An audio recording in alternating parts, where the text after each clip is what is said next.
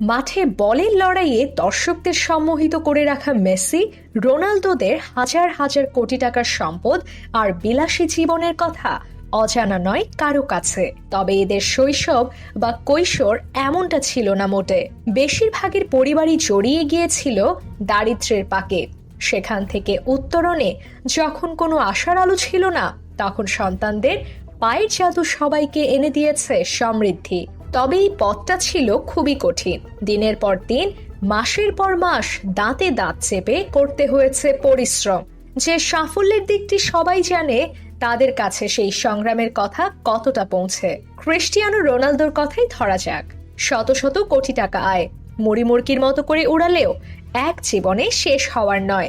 কিন্তু তার পৃথিবীতে আসার খবরটাই ছিল পরিবারের জন্য খারাপ একটি খবর। 3 সদস্যের পরিবারে নতুন একটি মুখ জন্ম নিলে খাওয়া পড়ার কি হবে, এ ছিল দুশ্চিন্তার কারণ। ভাগ্যিস তার মা গর্ভপাত করাননি, নইলে শত কোটি ভক্তের চোখের কাছে অজানাই থেকে যেত।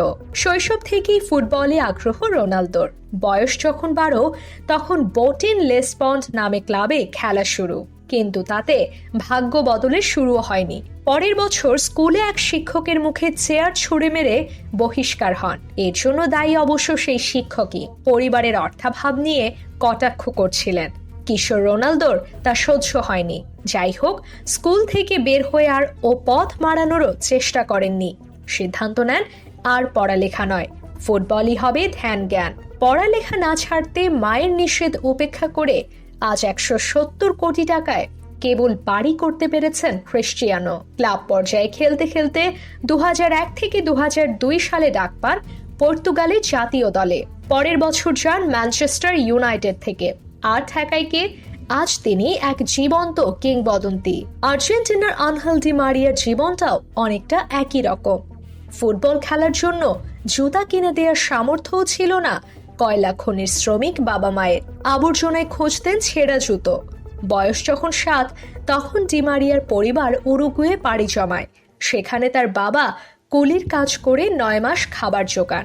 সেখানকার দূষিত পরিবেশ আর বস্তির ঝগড়াঝাটিতে শিশুটির মন বিষিয়ে উঠত। এ থেকে মুক্তির জন্য ফুটবলে ভর করেন মারিয়া। 6 বছর বয়সে রিও নদীর পাড়ে রুক্ষ ও অসমতল রাস্তায় খেলতে থাকেন। ভাগ্যক্রমে এক জহুরির চোখে পড়ে যান। বয়স যখন 9, তখন আর্সেনাল ক্লাবের নজরে পড়ে শিশুটি। আর পেছনে ফিরে তাকাতে হয়নি। খেলতে থাকেন, পাশাপাশি একটি প্রতিষ্ঠানে বিক্রয়কর্মী হিসেবে কাজও চলতে থাকে। এক পর্যায়ে তিনি সেই কাজ ছেড়ে দিয়ে কেবল পুরোদস্তুর ফুটবল নিয়ে পড়ে থাকার সিদ্ধান্ত নেন। সেখান থেকে দারুণ আয় আসতে থাকে। এক পর্যায়ে বাবা মাকে আসবাব সহ একটি বাড়িও কিনে দেন। পরে মারিয়া খেলতে আসেন নেদারল্যান্ডসে। সেখানে গেবার্ন ক্লাবে অল্প কিছুদিন খেলতে না খেলতেই ডাক আসে বার্সেলোনায়। হয়ে ওঠেন আর্জেন্টিনা দলের অপরিহার্য অঙ্গে। গরিব ঘরে বড় হওয়া সুইডিশ তারকা জলাতান ইব্রাহিমোভিচ তো পরিবারই পাননি। বয়স যখন 2, তখন বাবা মায়ের ঘটে বিচ্ছেদ। শিশু বয়সে খাবার জোগাতে চুরিও করতে হয়েছে তাকে। এমনকি 15 বছর বয়সে যখন প্রতিভার জানান দিচ্ছিলেন, সে সময়ও মাকে সহায়তা করতে খেলা ছেড়ে বাধ্য হন কুলির কাজ নিতে। এক কোচ তখন বুঝিয়ে শুনিয়ে না ফেরালে আজকের এই তারকা ফুটবলারকে বিশ্ব নাও দেখতে পেত।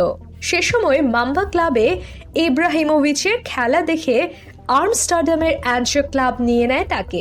আর পিছে ফিরে তাকাতে হয়নি।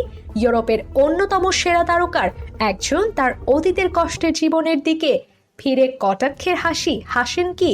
ফরাসি তারকা প্রেভ মেরির বেড়ে ওঠা পসিকিওমো শহরের বস্তিতে 2 বছর বয়সে সড়ক দুর্ঘটনায় মুখে পড়ে 100টি সেলাই। দগদগে ঘায়ের মতো ক্ষত সঙ্গী হয়ে যায় সারা জীবনের মতো।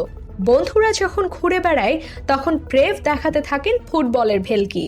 কিন্তু অন্য কিছু বাদ দিয়ে খেলা নিয়ে পড়ে থাকার বিলাসিতা তার মানায়নি।